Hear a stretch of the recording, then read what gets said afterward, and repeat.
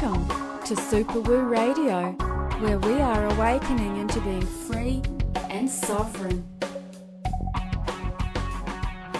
It's a place where minds hurt and hearts sing as we break through the barriers that have been holding us back.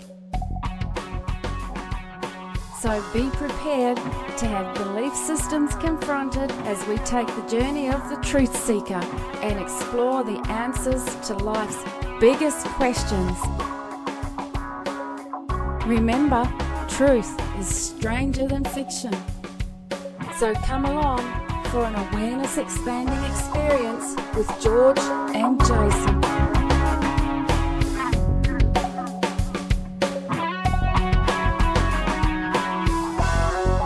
Hello, beautiful people, and welcome to Super Woo Radio, the first episode for 2013. How are you, Jason? How was your break, mate? Yeah, it was great, George. I think a lot of things have lifted since the December solstice, and I'm going to say I've got my mojo back. So watch out, world. I think I'm back on all 8 cylinders for a change, which is wonderful. Yeah, what an intense time it was. My goodness, Cynthia and I went through profound changes. It was magnificent. We embraced the compression. We embraced the cycles of change, and we made a point of riding the energy and using the energy and moving through it. And we didn't want to be zombies in the matrix trying to live in denial of it. We were aware of it and used it, and it certainly has brought about momentous changes internally within Cynthia and myself. We've just gone on new levels with everything. I agree. It's a good time to be alive. So, Jason, our first guest for the year, what an incredible guest we got coming up. I'm so looking forward to this interview. Episode 8. Let's bring it on. Every now and then we have someone cross our paths that there's a really deep connection with. There's people that we feel a really deep synchronicity with. And the guest we have today, our inaugural guest for 2013, is one such person. The way this person expresses themselves and the way the wonderment and the love and the zest for life just emanates from this being is amazing, because I feel it in my heart.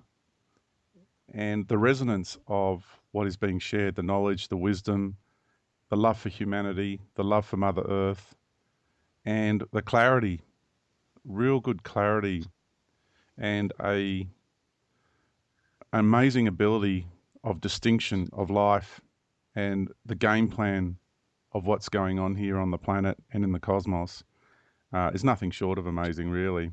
And I speak on behalf of Jason as well when I say we are truly, truly honoured to have as our first guest on Super Woo Radio for 2013, Kelly Lachey. Kelly, welcome to Super Woo Radio. Oh, thank you so much, George. I'm honored to be here with you two as well. Kelly, great to have you on. I feel like I already know you, even though we've never met. The language that you use to describe your experiences, your understandings, and the tools and techniques that you offer are just spot on. They're really empowering. And sometimes I think George may have reincarnated as a female. Sometimes when I listen to you, it's quite similar. The message you guys share. Yeah, it's terrific. And Family, isn't it, Kelly? Oh, we're definitely family. Absolutely. The greater family, yeah. It's amazing. Yeah. Amazing how we have our blood family, and then we discover we also have our greater, if you want to call it, spiritual family. Yeah, our soul family. Yes, absolutely. Yeah, wonderful. Well, I know Jason is itching at the bit to ask you a couple of questions. And first up, so I'll hand it over to Jason to kick off the interview. Thanks, George. And Kelly, just so you feel comfortable, this is a show where we're meeting in a virtual cafe, having a cup of coffee and sharing our experiences and some of the messages you have to share with our human family. This is not a interrogation interview that I'm sure you've been subjected to a couple of times. We just like things to flow. But what I found interesting this morning when I have those 4 o'clock wake-ups, I actually got the title for the show, which is very unusual. Normally I do it after we've finished speaking and could reflect and contemplate back on what we talked about. But I got this theme of the 4 intentions to Incension as the title. And what I mean by that is you have 4 key intentions that I think you base a lot of your work around, and that is awareness, surrender, non-attachment, and full engagement. So I thought that might set the theme for today's interview, and we can just flow to and from through those different themes and add some more. And George will always come out with something interesting, to say the least, usually in these discussions. But I was really impressed when I listened to a couple of those interviews of yours. I will admit I haven't read your book. I don't read books. I think George and I collectively were lucky to have read 10 or more books in our entire lives. But I did listen to a couple of interviews, and I'm really looking forward to this. But of course, I think every interview you ever start off with starts with your childhood. But I'd like to take a little different tact and actually talk about your stepfather. I think that's probably the most important experience you had as a child. And if you could elaborate a little bit more about your time with your stepfather. Okay. Well, it's all started when I was around 4 or 5 years old, and I was with my single mother, and we were absconded by what I came to learn to be the Illuminati. And we were there for about a week, and we got a pretty heavy dose of what the dark arts do and how they do it. And my stepfather, who we didn't know yet, knew about us and was directed. He's an amazing being. His story is far more profound than mine. And he got a directive to take care of a starseed that came here to do something very specific that got caught. And so he broke into the encampment and got us out. And from that point forward, he taught me how to read energy and how to see the dark arts in 3D as well as in 4D. So that's my whole childhood was basically all about my training, to learn about the dark arts, to learn where religion came from, to learn how this humanity has been infiltrated with this agenda to keep us from accessing source and to keep us from accessing love, sacred love with one another, sacred love for self, sacred love for God, creator. And so I have a pretty clear overview of the project, the Earth project that we've all been part of here. Wow. Mm. Now, Kelly, I've heard you mention previously about, I think it was your stepfather. You labelled him more of a medium and not a channel. Can I ask you to explain the difference between a medium and a channel? Yes, a channel is someone that they don't leave their body, and so their mind is filtered by the entity that they're channeling. And usually there's a codependent relationship with a person that's channeling and the being that they're channeling, because there's usually a self-important agenda in the 3D person, and then there's also a codependent agenda in the being that they're channeling. So you look at the false light beings, and you look at the not to name specific names, but we see a lot of the channel material that's out there that they don't really say anything. They don't give tools. They just say, hold on, and we'll be here for you soon. And the dark forces have been removed, and you're doing great work. And that's pretty much all they say. So it's empty, and you can feel the agenda behind these beings. And it's not really for our sovereignty.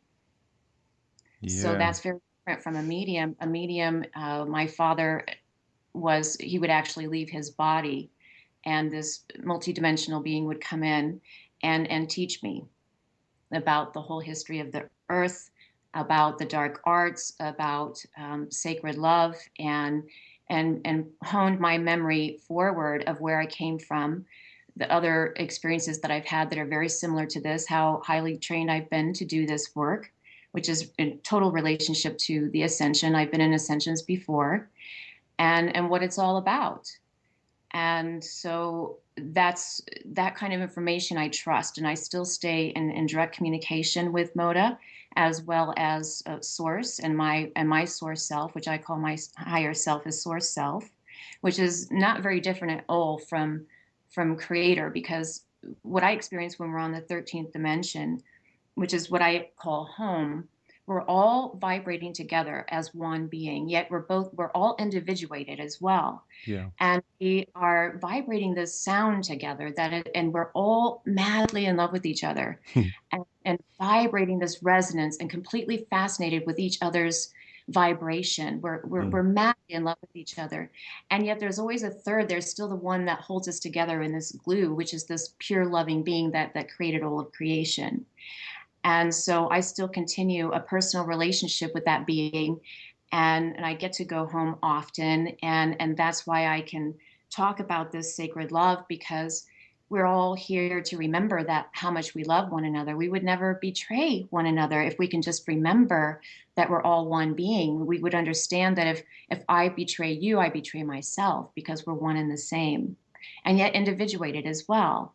So it's both. And I know it's almost like a paradox, but creation there's paradox everywhere. I So totally agree. It is a paradox. It's a paradox to our mind and our mental constructs to, try to, as we say, we try to get our heads around it. And it's a total paradox for the mind and the ego, because it needs clarification and distinction, but it's both. That's what I found. Life is actually both. It's, do we have free will? Yes. And no, we don't. So it's kind of like, it's a paradox, isn't it? oh, it So is. Yes, yes. it's again, it's the same, and yeah, I love the way you express things with really good clarity. Thank you. Yeah, I know, Jay, you've just got so many questions. Oh no, You go let's for it. flow.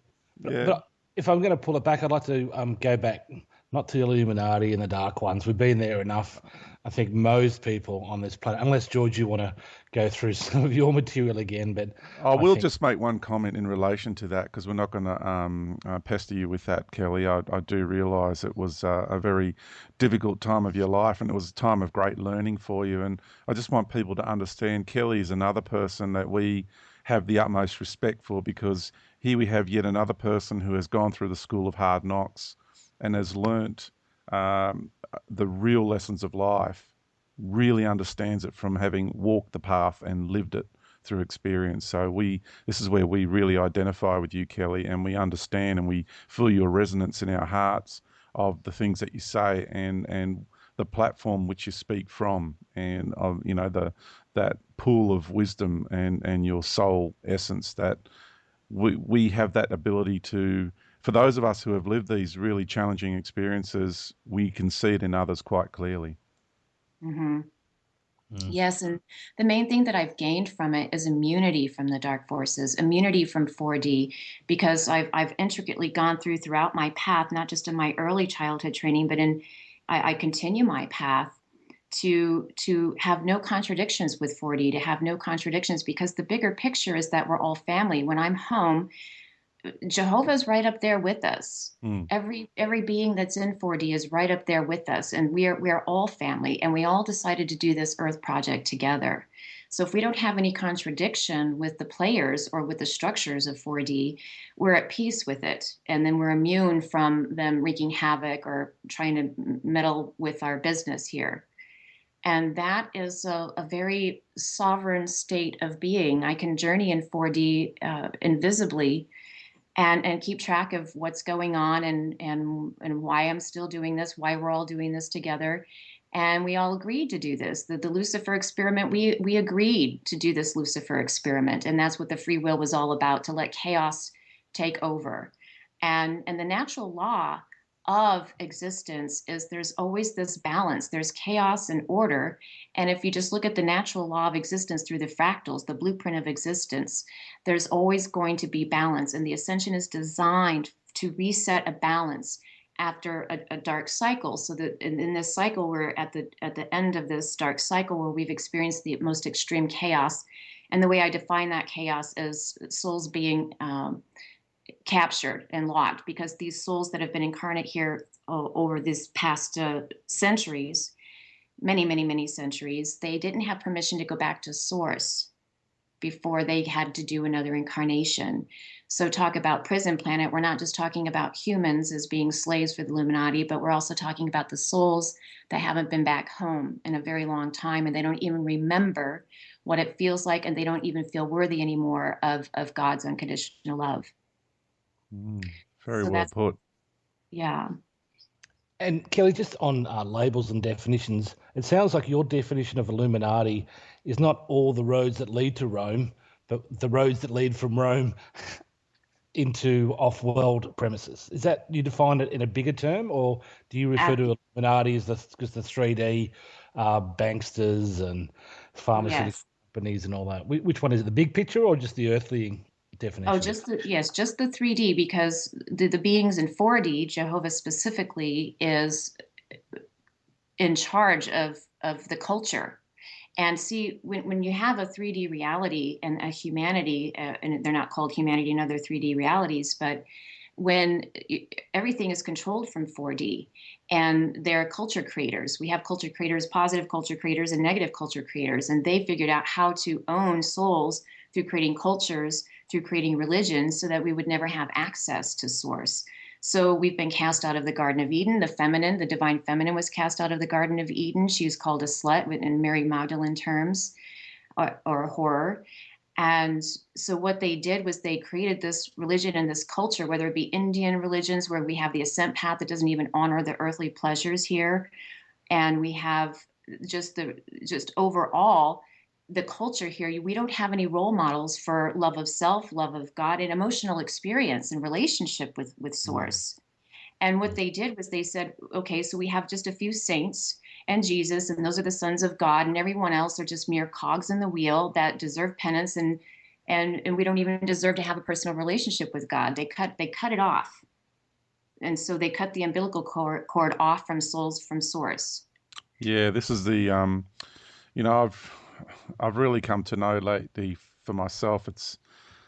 It seems to me there's this underlying program which for me is the foundation to all these other issues that we have, and that's the program of subservience. I feel that even the lack of love of self, the playing the blame game, it's just so many that lead back to this.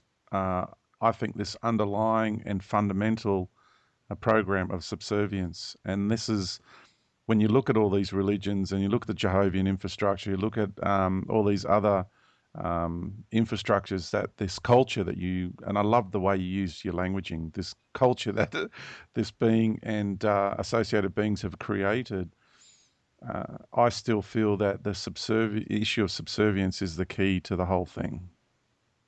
Absolutely, absolutely. And they indoctrinated us with lack of self-worth. Mm. And that's the root of it right there. Ascension is not complicated at all.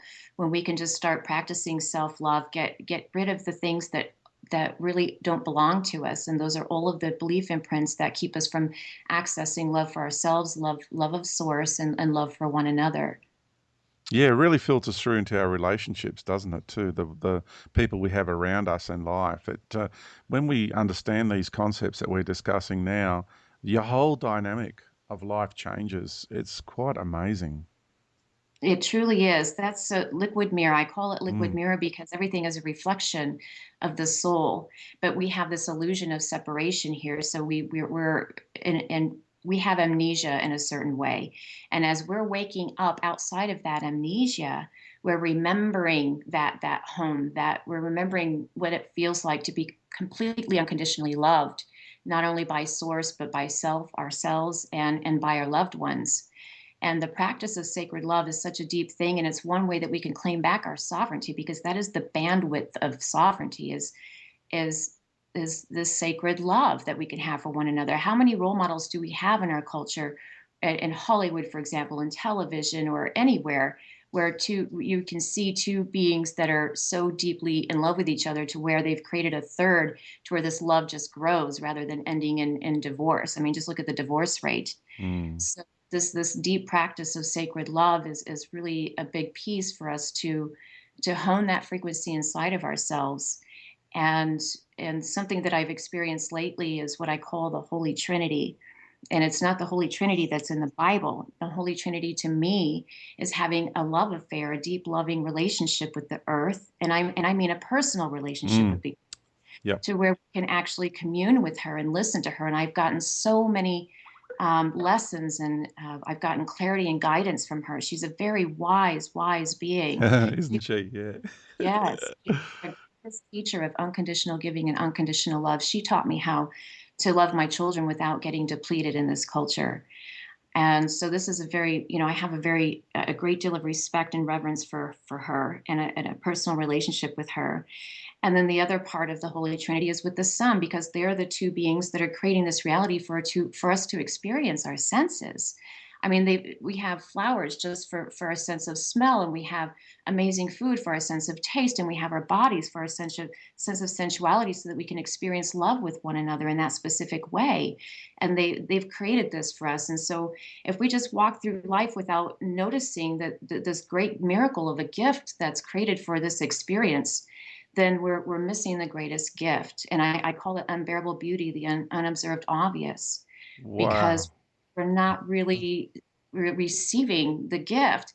And the way I receive the gift is by giving thanks and gratitude. And I think the earth, thank you for what you give to us. It's so amazing what she's given. Everything that we have in our lives in terms of shelter and clothing and food and our bodies came from her and the Son, of course.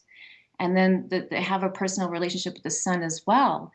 And they're creating the ascension together. So this is really to our benefit to have a personal relationship with them. And so with the Son, it's reminding us of what we are. It's actually an actual mirror of what the soul is. And it's powerful. And it's reminding us of how powerful our souls are. And we're awakening to that power right now. And when we develop a relationship with the two, as well as Source and our Source selves, that to me is the Holy Trinity. Oh, I wholeheartedly agree. Wholeheartedly. Oh, absolutely. Wonderful. Thank you, Kelly. My heart is singing so strongly right now. It's amazing, isn't it, when you look at all these other programs, how it's all about cutting us off from those, for how they rubbish the senses and the experience of our lives here. That they call it gluttony, and there's all sorts of names. Sure, that you can look at things when they get out of balance, and you have too much of something. We go into those programs that can be labelled that. But it's amazing how strongly religions and other spiritual concepts talk about how to limit the experience of the senses of this reality. They make it look like it's a bad thing. Yes, exactly. They turned sex into something shameful that we should repress, and then they replaced it with porn and Hollywood, and the hierarchy of we have beauty and youth at the top of our value system, and it just blocks us off from having these deep connections. Exactly. Including self-love. Exactly. And the I think it brings us back to this one name, this term that you use for what everybody's hungering for, and you call it the thirsty fish syndrome. I think that's got to be one of the best explanations or cliches, metaphors, whatever you want to call it, for describing exactly how everybody feels. Because if you think about what those two words mean, a thirsty fish, so it's swimming in water, yet it's so thirsty for the water. And that's the issue that we have. We are truly surrounded with all this love, yet we yearn and ache for it so much. Can you elaborate on that, please, Kelly? Yes. Let me describe the anatomy of the soul. If you can see the energy of the soul and what it looks like an orb. Do you remember back in the 70s where you had this light? It was a bulb, a sphere, and it had light emitting from the center. And if you put your finger on it, the electricity would go to it. Yeah. So it looks like a sphere with all of these channels of light. And in the center of the soul, you have this pinpoint of light where life force energy is emitting through the soul. This is the life and breath of the soul. And shamans can see these energy channels. So the light emits from the center and it goes through these energy channels. So it's these rivers of light. They call them los ríos de luz. And we have all these energy channels, and we have arteries, veins, and capillaries within our soul system, within our sphere. And when we have emotional wounds and contamination from this matrix, which all comes down to lack of self-worth, these energy channels get muddied up. Now, if when they're not muddied up, what we would naturally feel from this energy that's flowing through our veins and arteries of our energy channels is we would be experiencing the pure, unconditional, profound love of Creator and for ourselves, because this is how Source created souls, through this divine love. And so when we're experiencing that frequency, it completely releases all structures that are not us. And the self-doubts and the self-wounds all get released when we just tap into that. And so what it feels like is so foreign to us because we don't remember it. It's been so long, for the most part, for humanity, it's been so long since we have felt that pure, unconditional love that burns off all kind of shame and self-doubt. And so that's really the pathway to this, experiencing this type of love and sovereignty and freedom and power, is through releasing all of these imprints that aren't ours. Yeah, I'm really feeling that's been happening, and for me, it feels like our soul light. I still feel the way I came into this reality here to be incarnate on this planet.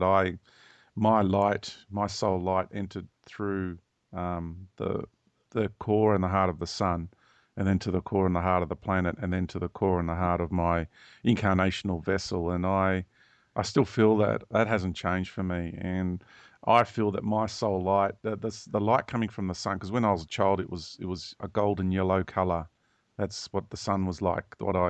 Everyone, we all at Yep, school, we okay. used to draw it. It used to be a golden yellow color. We used to draw it, get the blue pencils out and draw the sky and the clouds and the yellow sun.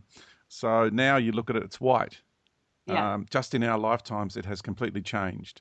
And I feel that this intense golden white light now that's coming from the sun is our soul lights. That's because this is the meeting place of our where our journeying spirit actually meets our soul, and we go back home. And I feel that this intense light that we're experiencing, and these, because every time there's a solar flare now, I go through incredible changes. Sometimes I've got to curl up on the lounge for a day. We go through some really serious processing when there's a solar flare, and it's like our soul light is shining on us and purifying us of these energies. It's what I'm sharing here is my interpretation of what you just said, Kelly. As the more we are interacting with our soul light, then the more we're purifying and removing the dross of all these programs and karmic energies. Absolutely. And I actually commune with the sun and allow it to be superimposed within me and let it burn all of that density, just like flush it out of my energy channels and I allow it to embody me and remind me of what I am.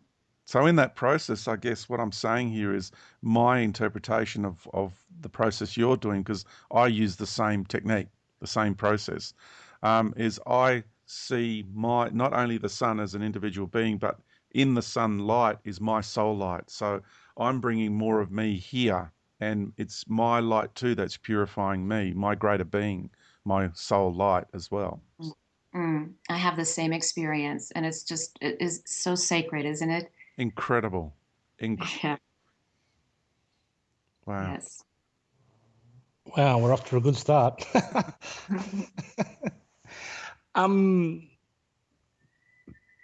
After the awareness, you talk about surrender, Kelly, and I interpret this as letting go of little Jason to allow more of big Jason to appear, and kind of letting go of your ego, letting go of that dominant kind of earthly personality, and allowing more of me to integrate within this being I am on this planet. Would you like to talk a little bit more about surrender? Yes, thank you. A lot of people think of surrender as giving up, the white flag surrender kind of thing, and it's not that at all. Oh. It's Talking to the wrong people to talk about giving up. yeah, none of us want to do that.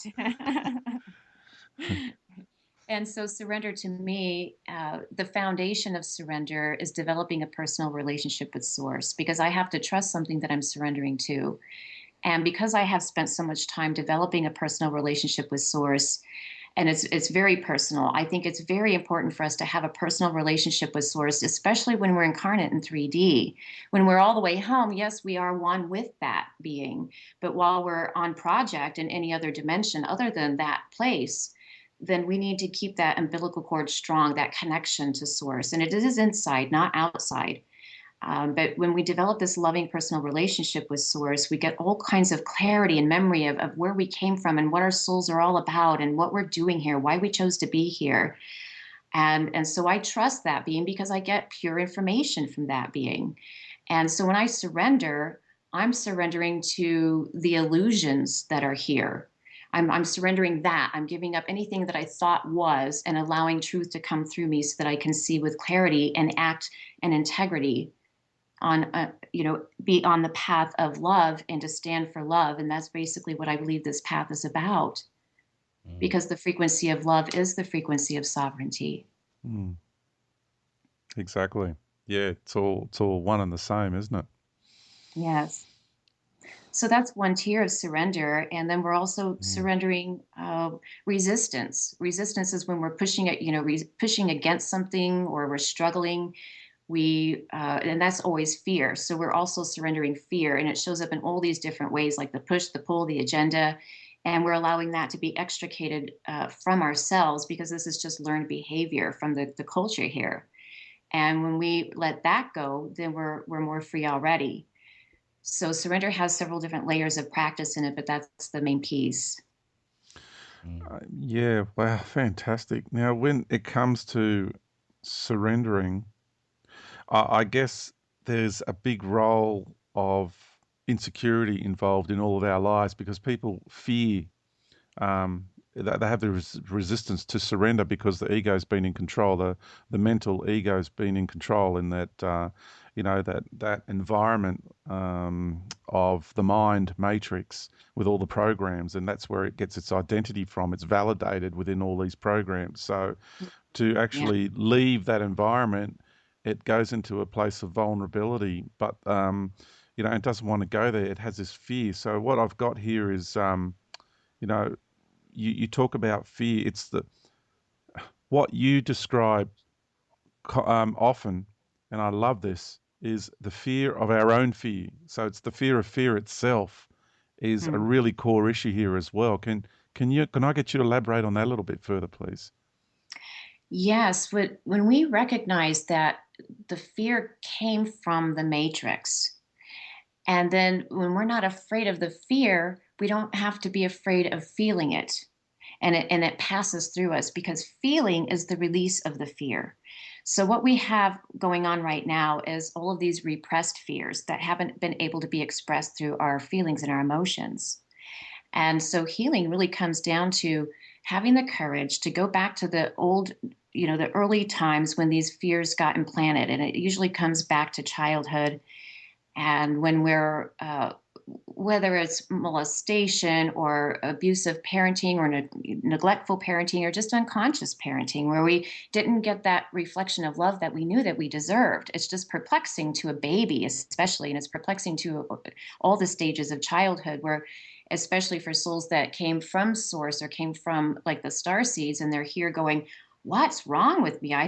Because we just left from this unconditional place of love and then got incarnated here. And then all of a sudden we're going, what is this? And then we just assumed that we didn't deserve the love that we thought we deserved.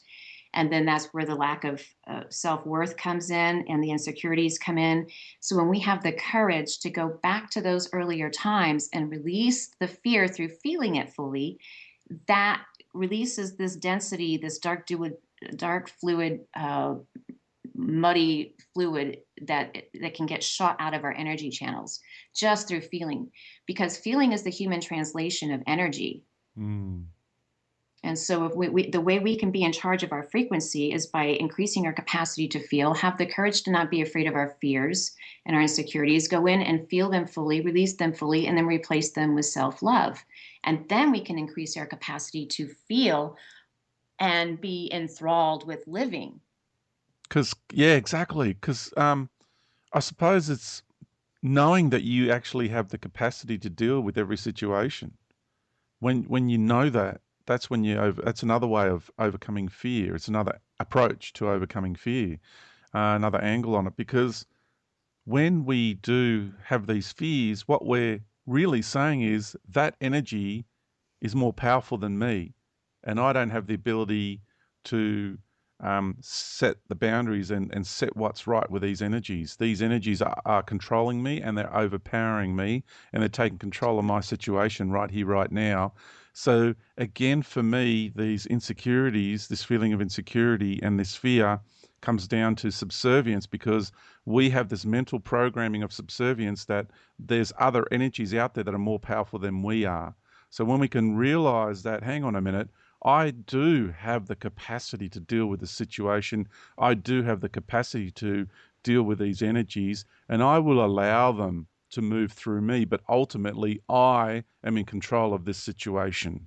Does that sound like, because this is the way I'm processing Oh, it internally. beautiful, George. Beautifully said. Absolutely. That's it. And Yeah. that's taking charge. That's taking charge of Taking our charge. frequency. Yeah. Yeah, people need to know, everyone who's listening to this, you need to know you do have the capacity to deal with everything. And all these other energies and other doctrines are out there are trying to make you believe, they're trying to convince you that you do not. Absolutely, that is so true. And see, the capacity is innate within the soul. So if we can Mm. just look at why we're even here. And so we came into the belly of the beast in the darkest cycle of the darkest hour of the local proxy of I think this is like one of the exaggerated cases of a dark scenario. And here we are awakening inside of the belly of the beast. Now Mm. that's a testament to the strength of the soul. And Mm. those of us that your audience, the people that are attracted to this information, must know and realize that they're attracted to this information for a reason, because they came here for a specific reason, to experience something very specific, to expand and stretch their souls in the darkest place. And that is a testament to our strength and the capacity that is innate within every soul. Brilliant. Great stuff. And Brilliant. those listening, what I found out, and I'm not the space cadets that George, and I'm not sure how much traveling Kelly does, a bit more than me, but the interdimensional beings that have come and said hello to me, they're all bark and no bite. They look really scary. They come across really powerful. But when you front them, you just say, well, I'm just not going to put up with this crap anymore. Just get lost. Do it gratefully, like thank them for the experience, and just tell them to, I'm going to swear, but I won't, just to F off, right? Just be quite intentional with that statement. I just found it so interesting that they're little scared children. They really can't even come down here and confront us on a 3D level. And that's how I found that I've dealt with some of these unsavory cousins that come and say hello every now and then. So I just Yes, thought I'd throw that absolutely. in. Yeah, I like that you describe them as scared little children, because you even experiences with Jehovah that I've had, he Hmm. really is terrified, especially at his situation right now. And I have a great deal of compassion Mm. for him, as well as all the beings that are in his project, especially the starseeds that got caught. They're suffering the most, and they are scared little children. And so, for us to be perceiving this reality through a non-dual perspective has to be through compassion. And when we can see this whole project from a broader perspective through compassion and empathy, then they're not even attracted to our energy, because that frequency is untouchable, it's invincible, and it's not even intriguing. So that's how a deeper level of how we debug our souls from the intrigue of even interacting with them on that level. Yeah, I liken it. The analogy that I use is when you have a pile of coals, of hot coals like a fire. And when you have a little pile of coals, you can get quite close to it, put your hands near it and warm them. And you can get quite close to that. And that means when our light is quite dim, we're really approachable. But if you get a really big pile of coals and they're red hot coals and that light is just emanating, and when we are glowing and emanating and shining our brilliant light, you can't get anywhere near it because the heat, the radiant heat, it'll melt you. And it's pretty much, just to use that as an analogy, the more we shine our beautiful soul light and we emanate and we be, we talk about being our brilliant selves and authentic selves, they can't come anywhere near us. Absolutely. Absolutely. The last thing that I experienced in my last journey was we are rising from the ashes and turning into the flame. Brilliant. Brilliant stuff. All right, Jason, have you got a question there? Would you like me to carry on? Always like you to carry on, but I thought... I'm good at carrying on. I can carry on, as you know. I just like to bring up, the LORE of attraction versus the law of attraction. Good question. These are concepts that I've learned considerable amount, particularly from our Aboriginal elders, as you go back to the ancient people of this planet. And they have the knowledge of what was here before. I think a lot of this interference, this matrix was, this big fishnet put over our planet and beyond. And the key differences that I've noted from this learning, and I'd like Kelly to share her experiences, but the law of attraction, the secret, it's all head-based. It's all about thoughts. And I don't know if anyone ever got the original copy of the DVD, The Secret, but there was some channel material. Abraham Hicks was in the original one, and whatever you think of her or his material, depending if you're talking about Esther Hicks or Abraham, the being, they did talk about emotion and understanding the power of feelings, and it was taken out. So most people who ever bought that DVD never ever got to see that material. And it really pushed the head, the thoughts, sit there and set your goals and, put a picture on a board and think about it and be positive and one day it'll turn up. And I know that doesn't work because I've worked out this manifesting process. And the key is what I think the Aboriginal people of the world talk about is the law, LORE, the heart of attraction versus the head of attraction. And the importance of feeling and emotion. Would you like to talk a bit about that, Kelly? Yes, I love that you brought this up and that it came from the Aborigines. Those people are so precious to me. The thing is with the law of attraction, when it came out earlier, people were using it to manifest material wealth and, the fantasies of travel and so forth. And the foundational work that has to be done when you're using the law of attraction is you must align your mind with your soul, because your soul is the one that is to be satiated here. And so when we align with our soul purpose and its purpose for being here, and then use the law of attraction in terms of remembering why we're here, and then seeing the outcomes, seeing the destiny, because that's the satiation that we're looking for. We can't satiate ourselves by looking outside of ourselves through any kind of material wealth or so forth. And even like people think that they're going to be satiated just by a relationship without the map to even go deeper within the relationship. So there's all kinds of ways that we outsource our energy through using the law of attraction. The way I use the law of attraction is I've journeyed forward and I imagine when I leave my body, when my soul transitions, I want it to feel completely satiated, like a big yes. I pulled it off. I feel completely satiated with what I accomplished here. And then I act on that backwards, and I navigate my life through that.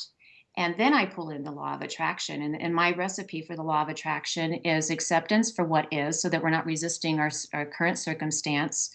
And then we give gratitude for already receiving that. And that's the emotional quality of that. And I want to get back to that later with the developing a relationship with Earth and Sun and Source, because it all comes from, it all starts with this dialogue and an offering of our gratitude and appreciation. So that gratitude is the receptor for the receiving of what we're calling out to manifest. And then there's knowingness, which is doubtless. It's not trust or faith, like I hope it happens, I hope I manifest this. It's knowingness. There's no doubt in it whatsoever. It's integral light in and of itself. And then non-attachment to the results. And you know it's coming. don't you? You just know it's coming. Yes, absolutely. I guess it goes back to, it all just goes back to knowing thyself. Because when you're flowing in that river of life, you know where your life's heading, you know what's required, what you need to achieve what you want to achieve for where your life's heading and what direction you're moving into. So again, when you are in that beautiful, consciously aware relationship of your own soul, your existence here, you understand your fundamental purpose for being here. You understand your relationship with those around you, the dynamics of these relationships. You know where everything's headed. Again, it's in that place of flowing in your own river of life, and then you can use the heart of attraction and not the head of attraction, as Jason so wisely put it. That's a good one. Yes. George, I think we'll dedicate a large part of the second half to the tools and techniques that people can use to take these steps to Incension. Exactly. But I think, I think, Kelly, it's important that people understand that, and I'm paraphrasing here, you had a kind of a normal life. After you went to school, you decided to go to university. I want people to realise that you're just like everybody else. A lot of people think that, you're so, it's okay for you, but what about me? But you're a mum. You went to uni first, didn't you? And did an international marketing degree or something similar to that. Yes. So- Yes. Yeah. So my childhood was very different, but when I left home, I decided to just pretend like it didn't exist. I went to love and light. I didn't want to know about the dark anymore. I was hoping it was just all made up, and created a normal life for myself and started a family and got an education and did the corporate life. And at one point in my life, I got very depressed, severely so. And I realized that it was because my soul wasn't satiated. I do believe that depression is the symptom of a soul that is not fully expressed in the human incarnation. Oh, brilliant. Brilliant. Yeah, so I really, went through the dark night of the soul there and realized that I had to get back on my path somehow. So I chose shamanism to come back to my path. And I'm so glad I did, because for me, shamanism it helps me have a foot in both worlds. I can journey with the shamanic tools, and it was more resonant with the beings that I trust, like the Aborigines and some of the shamans that I trust in South America as well. And I've learned so much, and it brought me back on my path to where I'm satiated now. I'm fully satiated because I'm on my path, and my soul is exuberantly pleased with where I am, because it's feeling satiated, and as it is feeling satiated, I'm feeling satiated, and then I just want to go more, and I'm blossoming. I'm continuously blossoming, just like continuously emerging, and that's what 5D feels like. By the way, we're already tapping into 5D right here, and it's accelerating at an exponential rate since we left the compression on December 21st, and now we're expanding. So this is accessible to everyone. Yeah.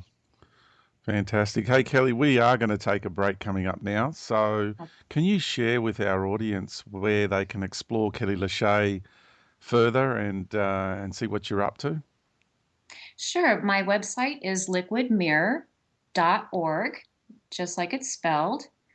And my email address is on there. And there's plenty of articles on there about our fears of ascension and how to claim immunity from the dark forces, and they're all free. And there's a lot of information in that way that could help people with a lot of the questions that they usually have. Fantastic. That is brilliant. What an amazing first hour. We covered such in-depth subjects. It's brilliant. I'm loving this. Alrighty, so we'll be back after a short break, and as usual, some shameless in-house promotions, and we'll see you soon.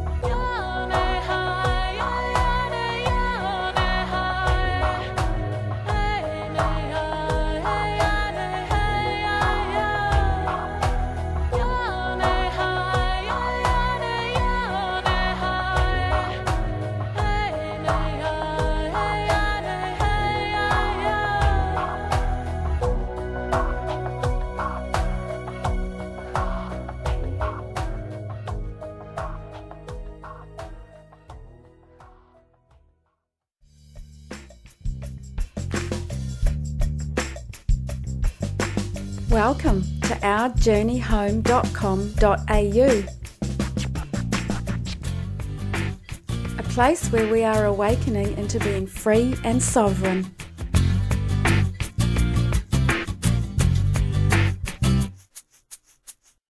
We are submersed in a construct that was designed to break us and keep us broken, but it hasn't. It failed.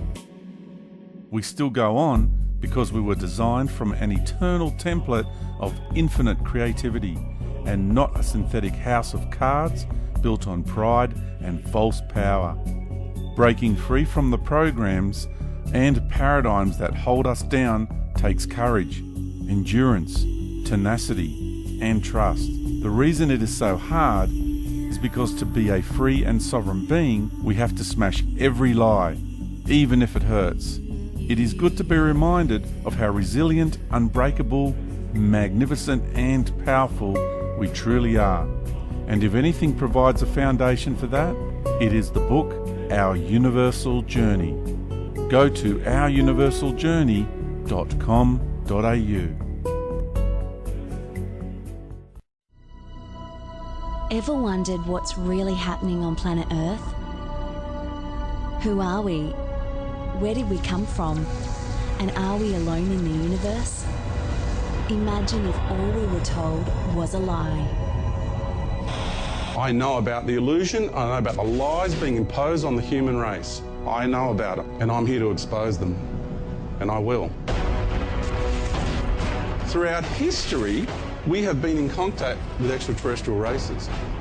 The crop circles are attracted to the ancient sites, and wherever you get an ancient site, you tend to get a lot of crop circles. The light that descends from the sky affects each individual plant, makes it lay over, and it does it in 3 milliseconds.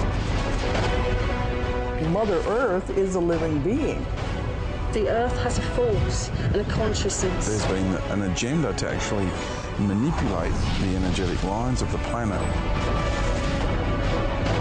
There was a lot of secrecy that was used to take the power away from people. They are frightened of people knowing this piece of information. This is underneath the Vatican here. The question to ask now is who's running religion? Seriously. We cannot continue to don't respect the earth, the nature, the environment. Mother Earth is not happy with the way that we're treating her. Change. We all have to change. It's time to change for the better. Every time you need to interact with another human being, just come from a place of empathy and compassion. Come from a place of love, and you'll be riding that wave of change. It's time to discover the truth. There is a much bigger purpose to you being here. You are very important. And for us to be able to save this planet, we have to think much broader as our whole family, holistically.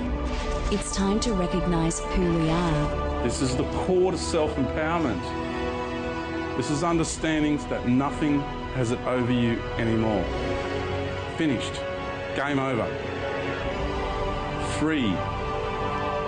I'm free. It's time to begin our journey home. It's good to have you on, look. It's good to be back home.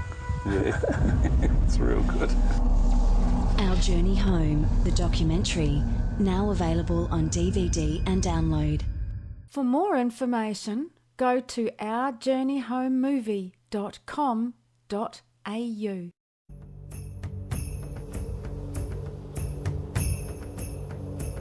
Music for this episode is brought to you by Medwin Goodall. The album is called Eye of the Wolf and is available at medwingoodall.net.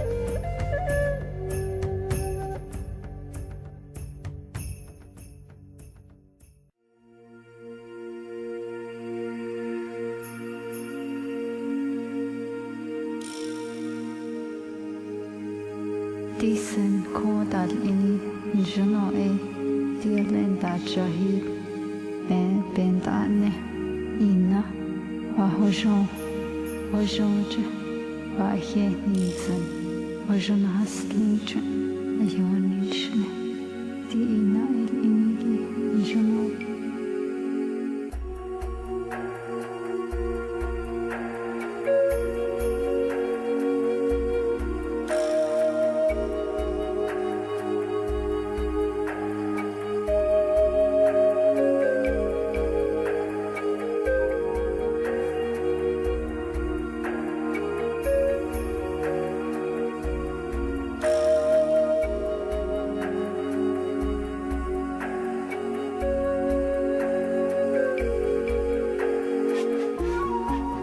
And welcome back, everybody, to Superwoo Radio, first episode for 2013 with Kelly Lachey.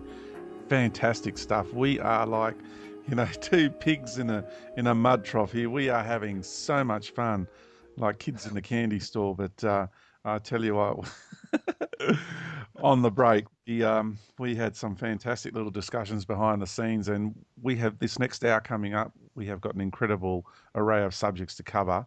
But first off, what I really want to ask you, Kelly, is December 21, 2012. What did it mean for you, and how do you think quite a few people experienced it? Because there was a lot of disillusionment around this point in time. So how did it affect these people in your understanding, the way it affected them? And why do you feel they were feeling disillusioned? And some people actually got quite angry and projected that anger and blame towards other people, because I can tell you I've been on the receiving end of quite a bit of that. Yes, well, there's been a lot of information out there about really building this date up to some kind of big change. Some people were saying that war would end, and some people were saying that the pole shift would happen. And so people are disillusioned because they were expecting some kind of release, or they were expecting such a great change, maybe even an escape from their own troubles. And really what that date was about, according to the Mayan calendar, is that it was a turning point of Baktun cycles. So we were going through, the Baktun cycles were actually accelerating and compressing up until the 21st. And now they are not compressing, they're expanding.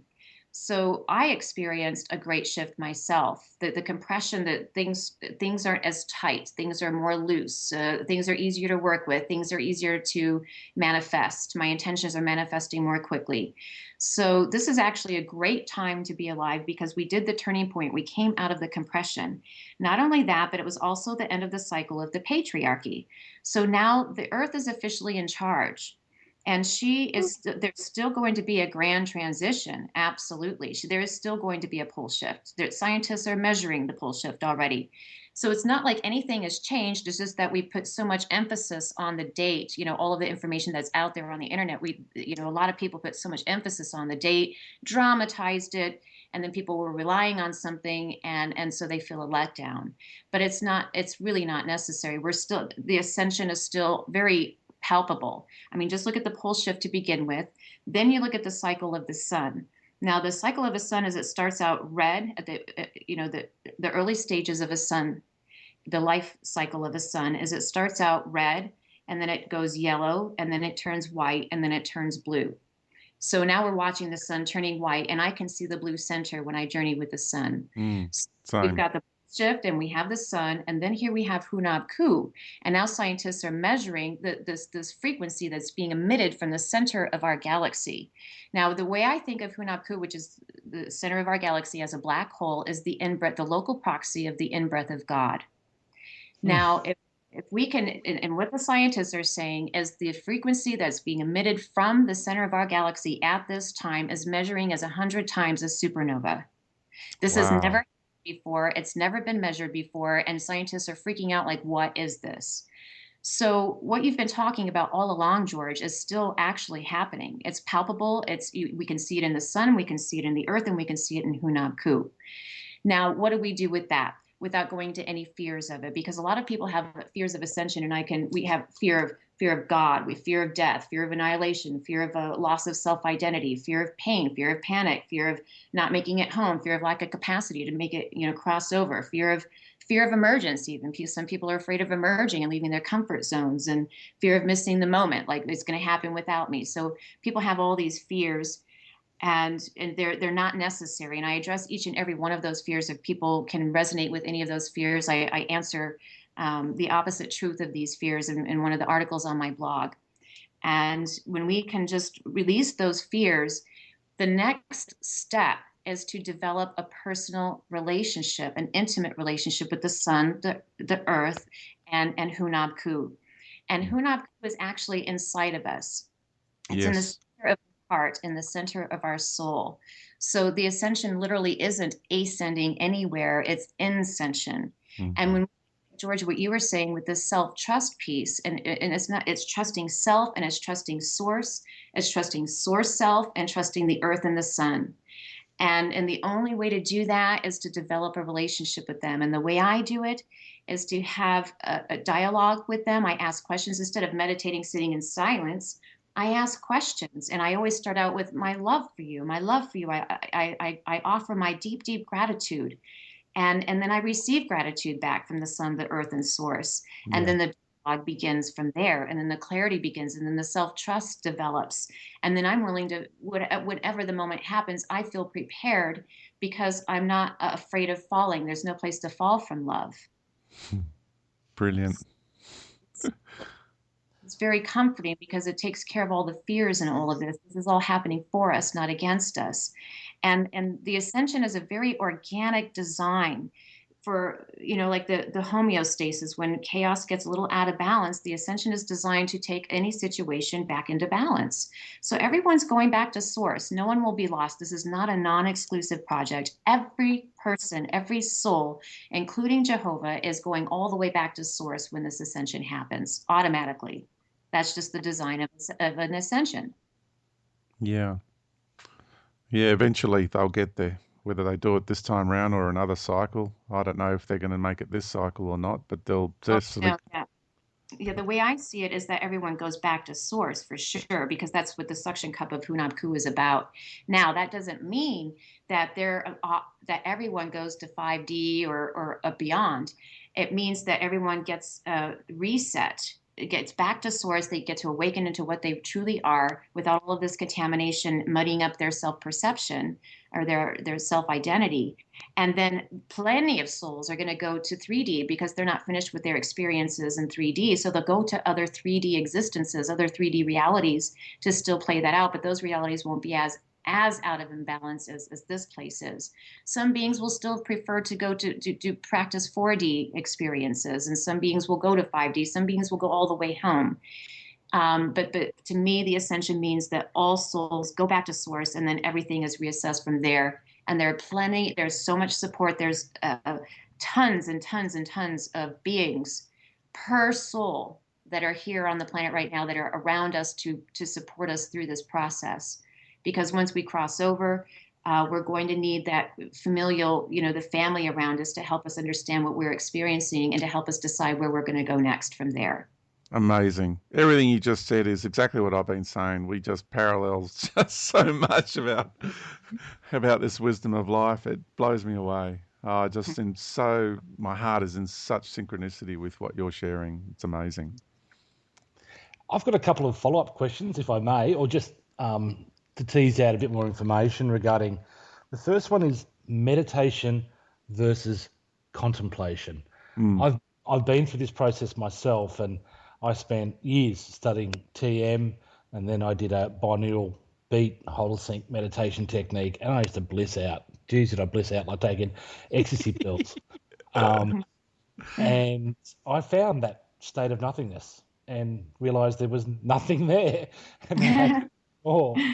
And since in the last few years, I've been doing more of a contemplation. You're still being still. You're still being, in a meditative zone, but you're actually contemplating and asking questions, which is forbidden in TM techniques. So I wonder if you talk about that a bit as well, Kelly. Yes, I've never been intrigued by meditation myself. And when I have my experiences, they're usually spontaneous. Like when I get to experience being home, they usually come upon me spontaneously. Yeah. And at the same time, when I choose to go and journey and commune with these beings that I love, I develop a dialogue. I ask specific questions like, oh, where did I come from? Why am I here? And because I have this a connection with these beings that I trust so much, because the information that I've gotten from them is just pure. It's integrity. It's very integral information and guidance that has shifted my life into a satiating existence. So I really encourage people to not just be asking questions haphazardly to any being that might be in 4D or archangels, that type of thing. I'm talking about connecting with your source, with your source self, or with source itself, or with your fifth dimensional guides. And when you do that, it's not just sitting in silence, just listening. It's asking questions, it's creating a dialogue. And what gets that flow going is this loving relationship. So I always exchange my appreciation and gratitude and love. And then that opens up the energy channels for these dialogues. Exactly. And it's really a precious thing to have right now, because we're in the midst of a lot of chaos and a great change that's coming. So I just want to make a very clear distinction here, because I talk about this very same connection. That is how I commune with beings, or even someone who's passed over. Let's say my father, who passed over 10 years ago, and we've sat in the lounge room and talked to him for an hour. And I just want to clarify that this is not telepathy. It is not telepathy, because telepathy is through the mind. And so what connection you have with these beings is through your core heart soul center. It's a different way of communication, because it doesn't come into your mind. What you receive is energy, and then you need to decode that energy into the way you perceive it and understand it with where you're at in life at that point in time. Absolutely. Through the heart. This is where the communication comes from. Through the heart, through the emotions. Yeah, and the feelings, yeah. Yes. Wow. I've got a question for both of you. George, you call it an entourage, and Kelly, you just mentioned a number of beings that are around us all the time. That's so funny. I've always called them an entourage as well. We do. Everybody has an entourage with them. Yeah. These beings, are they aspects of your own self as well as other helpers, or who are these beings? Who is the entourage? Some are. Some are other aspects of our own self. Yes, it's the paradox again, because we're all related and interconnected, and one being in the 13th dimension. And we all have these different personalities that, sometimes I feel like one of my main guides is really just an aspect of my soul. And I've been having great fun with that being and experiencing some of its adventures. And it feels so personal that I feel like it's an aspect of my soul. And then other beings, it feels just like a supporter that has a broader picture that can give me guidance and broaden my perspective on things. What would you say, George? Yeah, I totally agree. I feel that that's why I threw that comment in the beginning, because I've experienced other aspects of me from other realities, or a previous lifetime on the earth, or, a part of me that's in a much higher vibration come to me, and I know it's me. I'm just talking to me, but another aspect of me. So as you said, it's another aspect of your soul. So I'm in total alignment there. And then there's other beings who are not your soul, but you have a soul-heart connection, because we're all part of the, if you want to call it the all, and because there's no totality of anything ultimately, but whatever label we're going to give it, God, or whatever label you want to give all that source that you often use that label, we're all part of that, and we are all that at the same time. Yet what we're discussing here is other beings, other soul entities who are in alignment with us, and how it's a relationship. I call it like you have friends here on this level. You have these wonderful, supportive, loving relationships with friends on this level. It's the same thing in, if you want to call it the spirit world, or in an interdimensional relationships with other beings that are supporting you and helping you along your path. It's a wonderful thing. And some of it is not just love and support. Some of it is you guys are co-creating. So you're both working from a place of responsibility and obligation to the co-creation and the management of whatever role you and this other being are actually playing in the co-creation and the management of this reality, of this planetary reality, this solar reality, and the galactic womb. Yes, I agree. Excellent. Before I intentionally bring it back to a more 3D perspective, let's go 5D and let's talk about that. What's 5D like? Is that question to me? Yes, Kelly, sorry. George could add some as well. Yes. For me, the way I experience 5D is our self-identity encompasses mainly the soul. Our self-identity, it's expanded to our creatorship self. So thought is instantly manifested. We are in harmony together. It's the first plane of non-dual existence.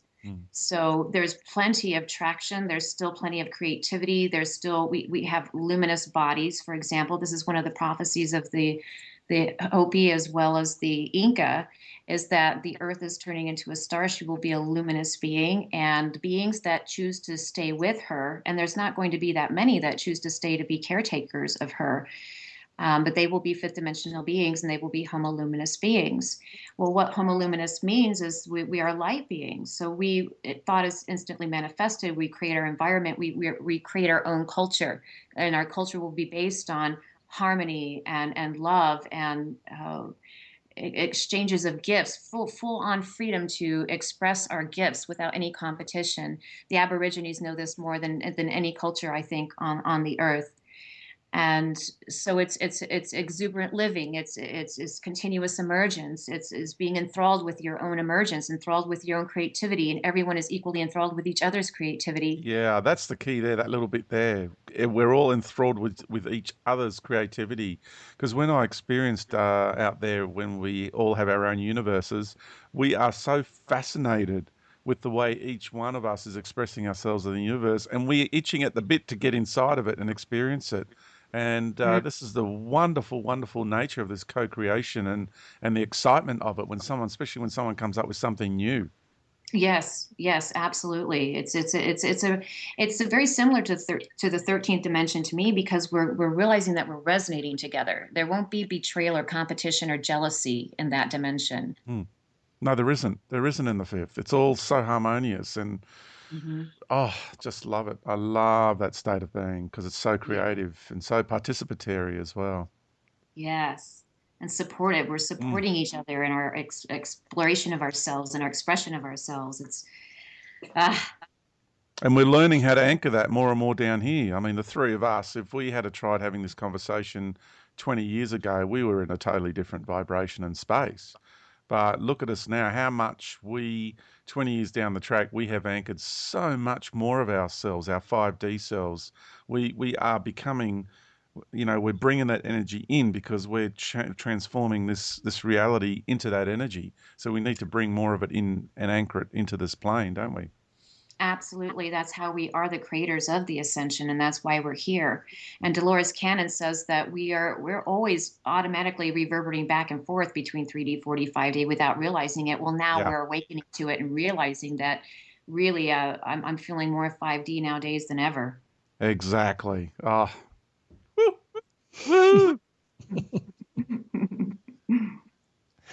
Should we talk a little bit about what the earth changes may be as we progress into this 5D world of ours? Yeah, not in a predictive sense, just a bit of a feel or a sense of what people could expect.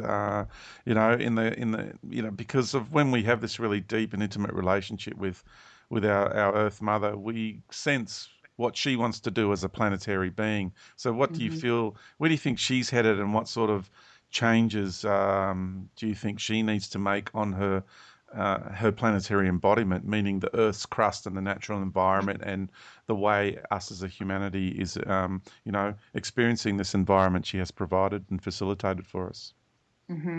I think that's a natural curiosity. And at the same time, it's really none of our business. This is her project, and she's doing this for us.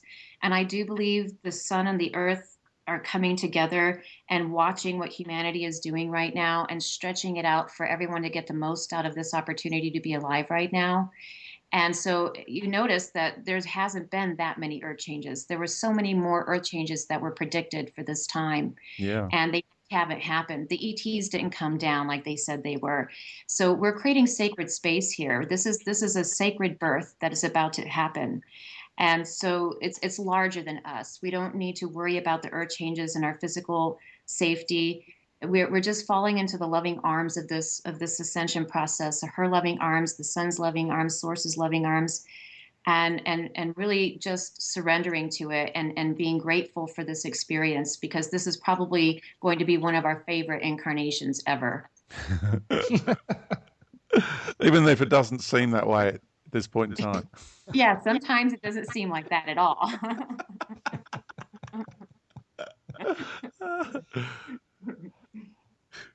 All right. Should we move on to non-attachment and the cords, the energetic cords that nearly every relationship has the codependency for? Can you talk about that a little bit, Kelly? Good question. Yes, that's such a great topic because we have so many unconscious attachments. We have attachments to our titles, our PhD, our jobs, our homes, our family, our children, our pets, the antiques that came from our grandmother or the stuff in our garage. It's just really, we have so many unconscious attachments. Now, what happens is when we have these attachments, we can't leave fully because the soul has these cords that want to latch on and it holds us back. And I'd like to tell you a beautiful story about what I learned from the Inca. And they have this beautiful ceremony when a loved one is about to transition, and they call them the death rites. And what they do is when someone is about to transition, they bring all the family together, and they take turns and have a recapitulation. They call it recapitulation with each person. So if anyone has any kind of resentment or any issue that has been unresolved, they resolve the issue right then and there. So if there's an apology to be made, they make an apology. If there's a forgiveness to be made, there's a forgiveness. And so they mend the relationship with every member of the family and friends and so forth. And that is how you release a soul to make it go all the way home, because the Inca shamans had a foot in both worlds, and they understood that we are souls incarnate. And so they knew that some souls don't make it all the way home. So the way that they make sure that their souls get all the way home is through this recapitulation process, because relationship is a reflection of the energy of the soul. So the soul can't leave freely without any resentment or attachment or unresolved issues, according to this way. And so this is part of the death rites, is they start out with recapitulation, and it is a beautiful thing because they resolve the issues and then they exchange love and appreciation for everything that they've done for each other. It's beautiful. It's so beautiful. It's emotional. Can you imagine being on your deathbed, ready to transition, with everyone around you thanking you and forgiving you and appreciating you, and then that sets you free. And then what they do is they release the chakras. Wow, that's a key point right there. Now, what a key issue. Yeah. So this is what they do is it's a beautiful process, and they take a rattle and they go counterclockwise with every chakra and the circular counterclockwise motion around the whole orb of the soul. And then they lift the soul out of the body, and then they connect it to the guides that are going to take it all the way home, so that they don't get stuck in 4D, which is what ghosts are, right? And all the souls that haven't had permission to go back to source in between each incarnation. So the Inca knew how to take care of their soul family that way. Wow. So to use my languaging, the person who's transitioning is released from the program of the chakra so they can go home. Mm-hmm. Wow.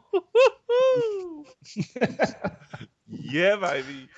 Yeah. And the way that they describe it is that the chakra system are the energy channels, the screws, so to speak, to anchor the soul in the body. So they kind of see it as an organic thing.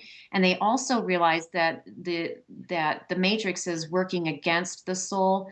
And so they actually use the chakras to release the density from the energy channels of the soul. So they're using the chakras for us and not against us. And so that's just another perspective of the way they use the chakras. And at the same time, when it's time for a soul to depart, they unscrew the screws of the energy channels of the chakra system to make sure that they get all the way home. That's something I need to explore further, because I have a more cynical approach to the chakra system because of my understanding of who created them and the service and the purposes they serve ultimately. So I've still got more of a cynical approach to the chakra system, and I'm open-minded but even though I have this cynical approach, I'm still grateful for their service. You can't release them without love and gratitude for their service. So, and the way, just the key point here is, for me, is issue of releasing the person from the chakra so they can go home. Now, we're in the process of, instead of us leaving, like transitioning, like when people pass over, and go back home to that beautiful soul place and vibration and state of being, we're in the process of anchoring that here.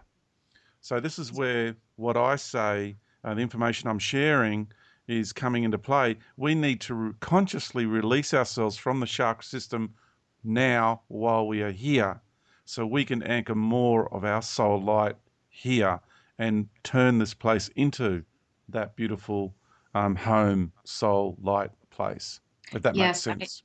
Yes, absolutely. It makes perfect sense. And when I experience my own work, when I'm experiencing that vibration of home and honing it here, anchoring it here, it is literally of that place, which doesn't have any constructs. It doesn't have any kind of geometric shape to take care of. There's no focus on anything. Like, a lot of people out there are giving specific things to focus on, geometric shapes and so forth, in terms of how to ascend.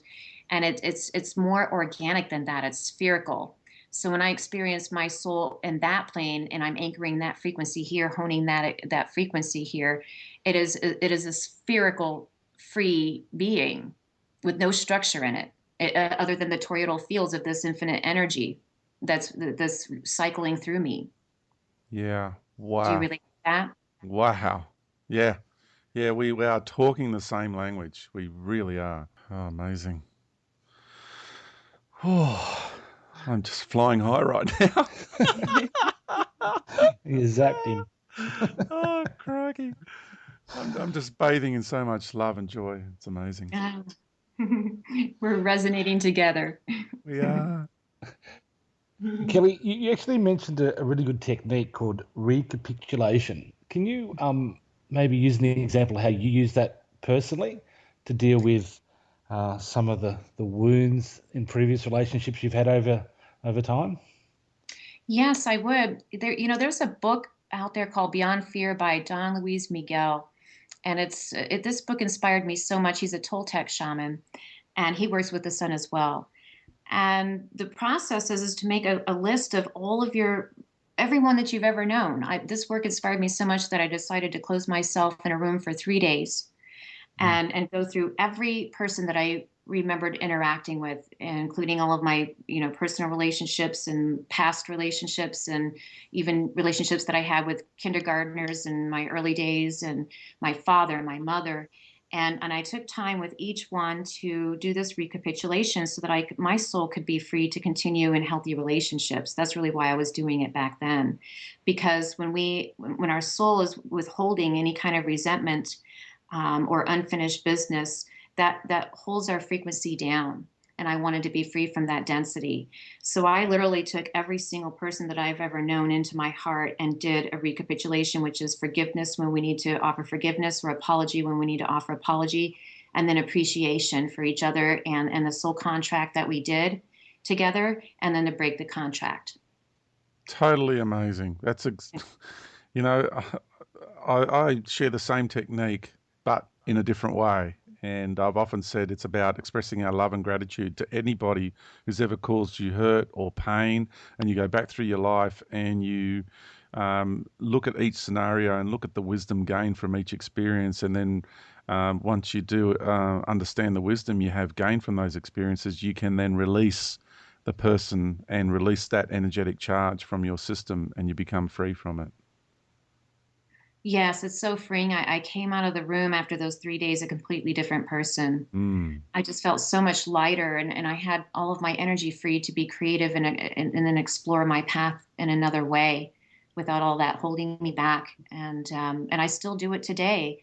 I've created an altar to where I can, not a place of worship at all, but a place to express my love for my family. I'll take my children to the altar and just, pour my love and appreciation into what we've created together and how much we love what we do together, loving existing being together. And it's that's another aspect of sacred love, because if we can drop into how deeply we feel for one another and take time aside to do that, especially with our, beloved partners.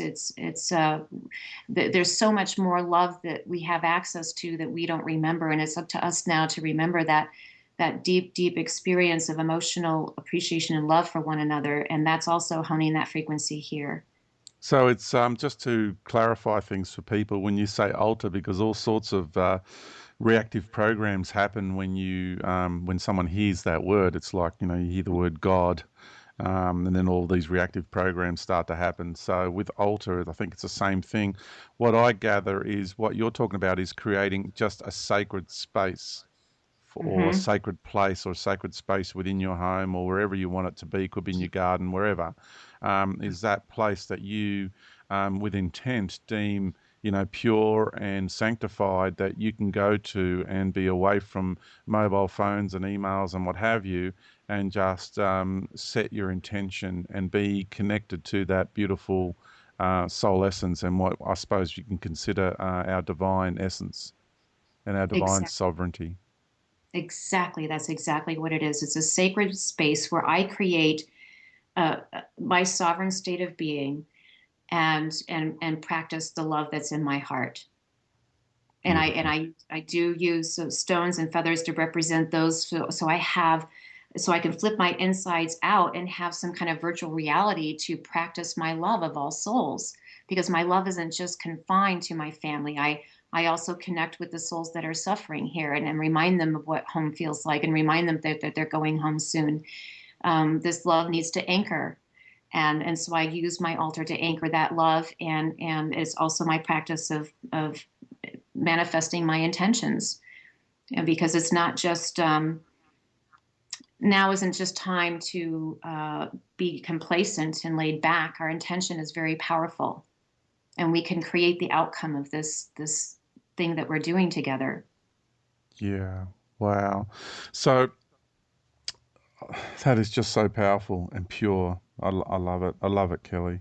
I also want to just now ask you the question is the question of subtleties, because I'm really exploring this. I'm writing a course and I'm exploring the area of subtleties, and for me, the subtleties that show us the way.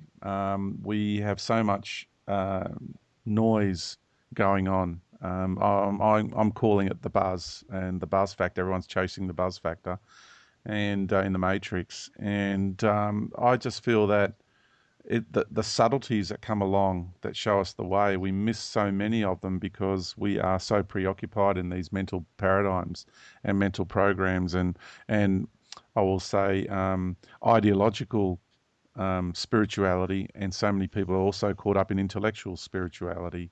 And I'll go into detail about that. And so for you, I just want you to talk about the subtleties, because you're really big on this too. I know you are, in understanding the way the universe speaks to us. I know that's an old cliche, but the way Mother Earth speaks to us, the way nature talks to us, the way our friends, if you want to call them guides, our friendly entourage communicates with us. The way they do it in such a subtle way. Sometimes they're in your face about it, but because it needs to be, because you've been ignoring them for so long. But that only happens because we're missing the subtleties. So can you elaborate on that and give us, say, an example as well? Well, are you talking about the subtleties in terms of how that communication can be ever so subtle to where it's hard to hear, or can you just flesh that out a little bit more for me? Sure. It's like when there's messages, like the life is speaking to us all the time, but how often do we actually have the awareness to notice?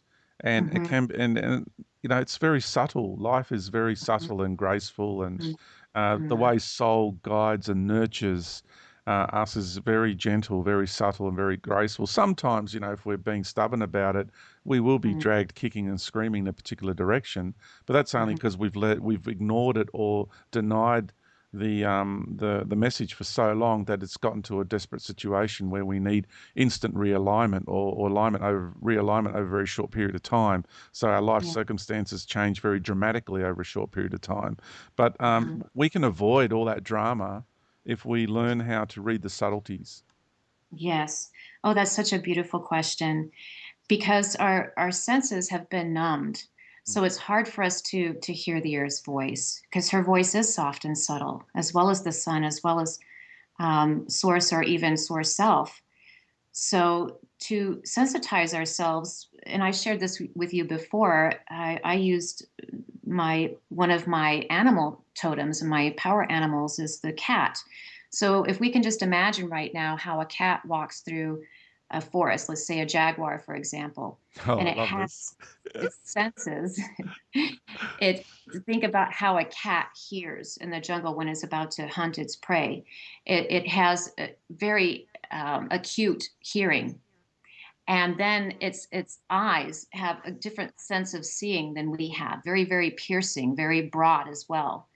And then it has its tail that can sense its environment. So it knows the whole jungle. It knows the heartbeat of the earth. It's very, very, very sensitive and sensitized. And that's how it survives, through that sensitivity. And so when we can imagine that sensitivity and bring that sensitivity into our hearts and listen through our hearts, and be willing to feel and increase our capacity to feel and broaden those senses, then the subtleties can come in. And a lot of people are afraid when they get a message that, oh, am I making this up?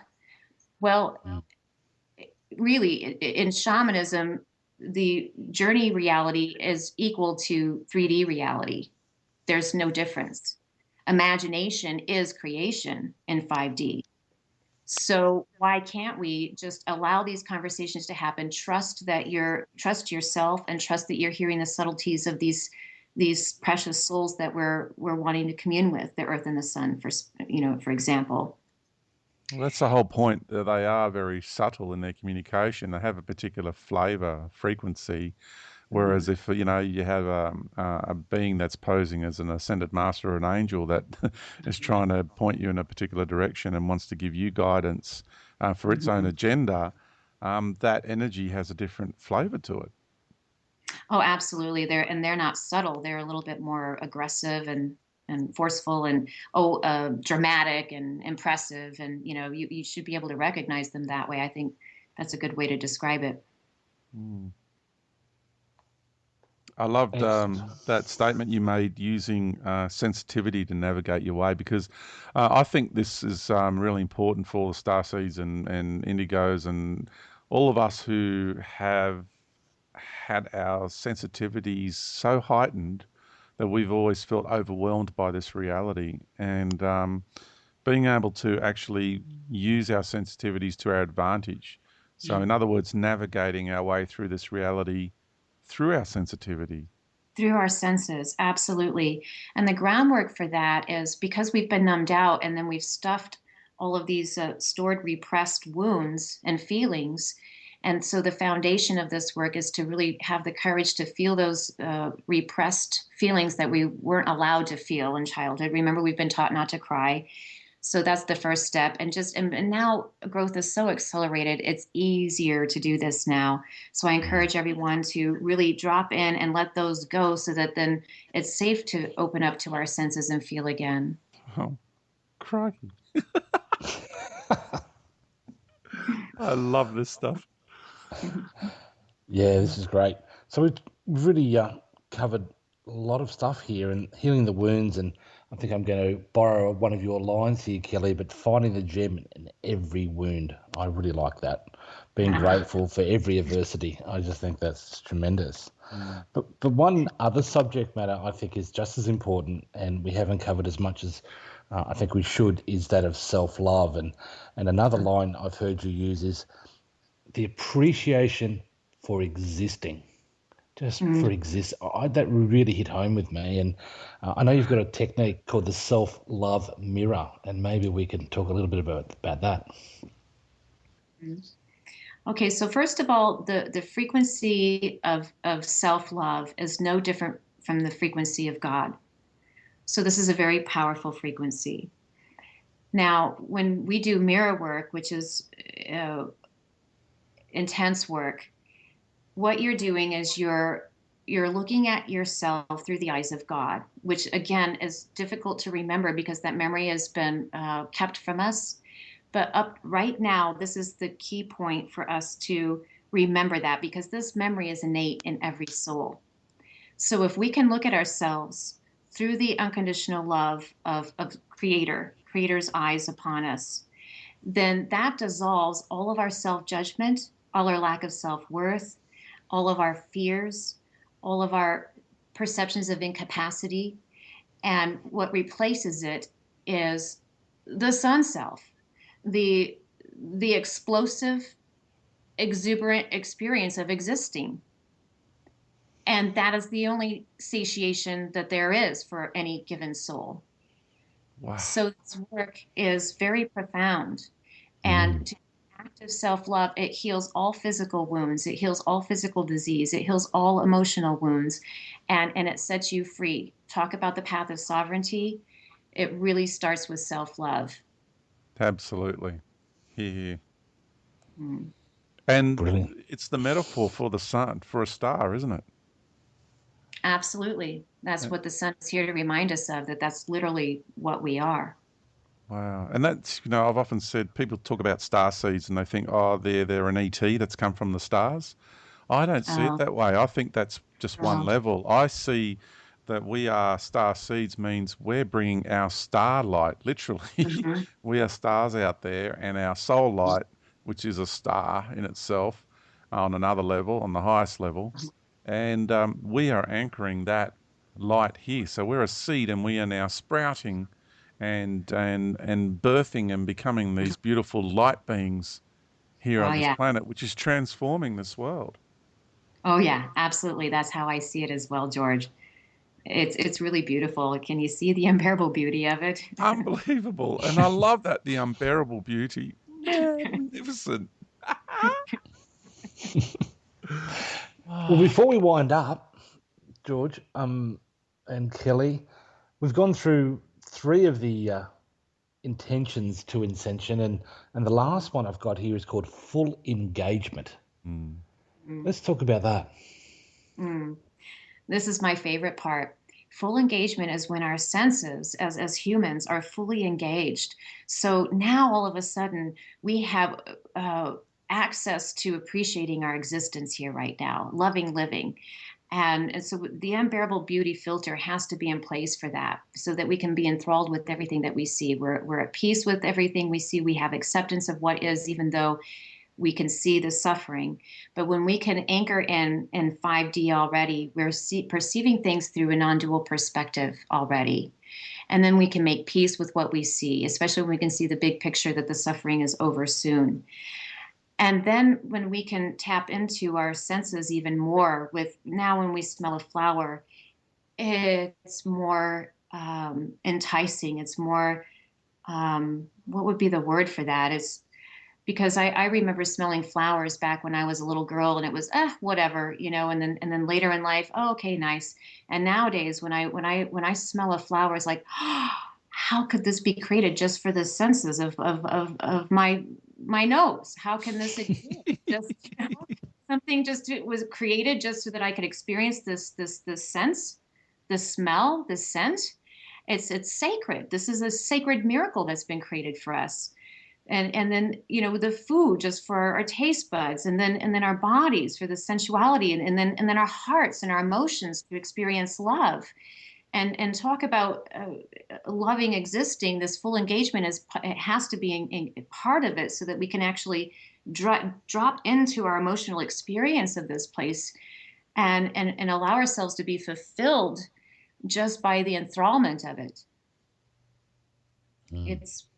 It's profound. My life is getting, every day I'm more and more enthralled with my existence here. It's like being a little 2-year-old again. I can't wait for the next day. I can't wait to do the next project or experience the next exchange with a person. It's because love is being exchanged all over the place now, and love is going deeper with all of my relationships. It's talk about full engagement. We have to be willing to feel and increase our capacity to feel, so that we can really enjoy and appreciate this place before it changes into something completely different. This is, an amazing time to be alive, and we don't want to miss a second. Brilliant. Yeah, I've often said, just suck every moment of life that you can out of this reality. It's never been like this before, and it never will be like this again. Not exactly like this. There'll be similar ones, but not exactly as we have it here. It's a rare occasion in the life of this universe and the life of existence. So make the most of it. And it's amazing. It's so inspirational to hear you talk like this, because many, many people who are listening just yearn for that deep experience of everything we're experiencing in this reality. And it's about full engagement. It's about engaging with everything around you, with the whole reality in such a magnificent way. And this is the clarity to be able to have this engagement comes from removing the numbness and the dross and the layers of the balls and chains, karmic balls and chains that we've carried for so long. And we get to this place of clarity, and we get to this place of fully engaging and once again experiencing the reality we're supposed to be experiencing from the beginning. It's like, if people can just remember how wonderful and joyful it is to be here, and get away from the mental programs of building the resentment towards their existence here, the whole dynamic of life and your experience here changes. Mm-hmm. Yes. Perfect. Amazing. Kelly, I just want to ask you, what statement, I know we just pretty much did that, but again, in summary, and as much detail as you want to go into, what statement would you have, what closing statement would you have for the listeners? Because there's still a lot of people who are, they're just wondering, they don't really know how to reconcile their emotions, their feelings, where life is headed, what's left for them now. It's kind of like 2012 has passed, so what now? Because a lot of the disillusionment was created so people can go two ways, either go, have the realization that they've actually given their power away and they need to really, go back to the source within themselves. And the other one is, some people will be feeling so disillusioned that they'll just want to take the easy path and go back into the matrix and just be another zombie in the matrix, because it's apparently a lot easier for them to do that. Yeah, true. I've seen a lot of people doing that already. So everyone that is incarnate here right now chose to be here for a very specific reason. And and those reasons don't have to be big or broad, like there's a big mission. But it's maybe just for an experience, a specific experience. So if people can drop in and remember who they are, where they came from, and why they're here, and that's where the soul satiation can happen here now. So to do that, I encourage people to drop in and create that sacred space and light a candle and drop in and start asking questions. Who am I? Why am I here? What do I want to experience here? And imagine your future self and your transition, and imagine your soul already transitioned and looking back on your life and feeling exalted, like, yes, I gained everything out of my incarnation, because it took a lot for a soul to incarnate into this reality here. The path of the brave. Yes, absolutely. Very, very courageous. And we came here to experience something and to give something. And every soul has that innate capacity to remember what it is for them.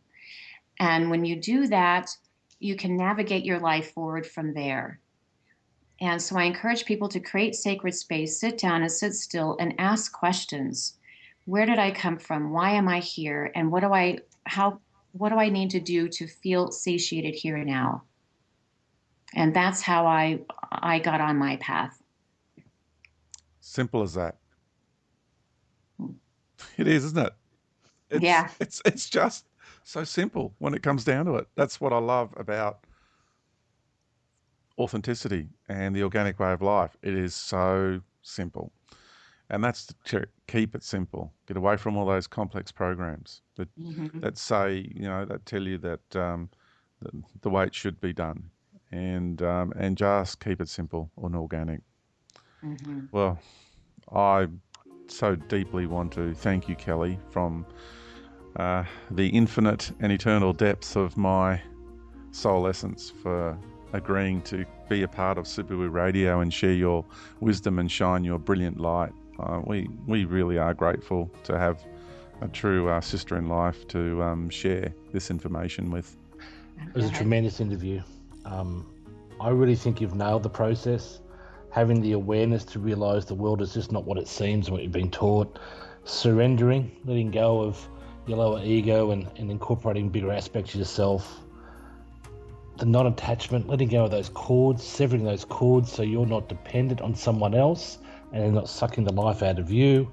And then healing all those wounds and doing all those kind of self-love techniques that you mentioned before just allows you to get to this full engagement. And I think that's where a lot of us are now.